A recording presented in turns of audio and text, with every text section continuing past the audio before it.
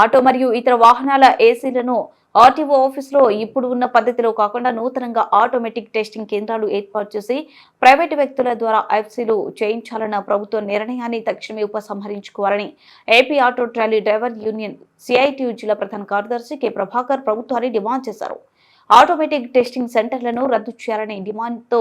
చేస్తున్న జిల్లా వ్యాప్త ఆందోళనలో భాగంగా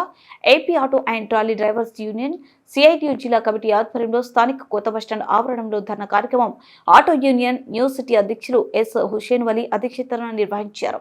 ఈ కార్యక్రమాన్ని ఉద్దేశించి AP auto trolley driver union CITU జిల్లా ప్రధాన కార్యదర్శి K Prabhakar, new city committee కార్యదర్శి బి రాధాకృష్ణ మాట్లాడారు.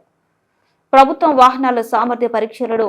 మోటార్ ఇన్స్పెక్టర్ల ప్రమేయం లేకుండా ఆటోమేటిక్ టెస్టింగ్ సెంటర్లను ప్రైవేటు వ్యక్తుల ద్వారా ఏర్పాటు చేయించి వారి ద్వారానే ఫిట్నెస్ పరీక్షలు నిర్వహించాలని, ఏటీసీ సెంటర్లను ఏర్పాటు చేసుకోవచ్చని ప్రైవేటు వ్యక్తులకు రాష్ట్ర ప్రభుత్వం అప్పగించడం తక్షణమే ఉపసంహరించుకోవాలని వారు ప్రభుత్వాన్ని డిమాండ్ చేశారు. కార్యక్రమంలో న్యూ సిటీ ఆటో యూనియన్ ఉపాధ్యక్షులు ఎస్ మాలిక్ భాషా, ఎస్ సంషేర్ నాయకులు Mahaboob Basha, Ayyanna Hussain, night auto union drivers Raju, Venkatesh, Khasim, Rafi, Subrahmanyam, driver Basha, Sanjeeva, Gopal, భాషా, మధు, గిడ్డయ్య, శ్రీరామ్ తదితరులు పాల్గొన్నారు.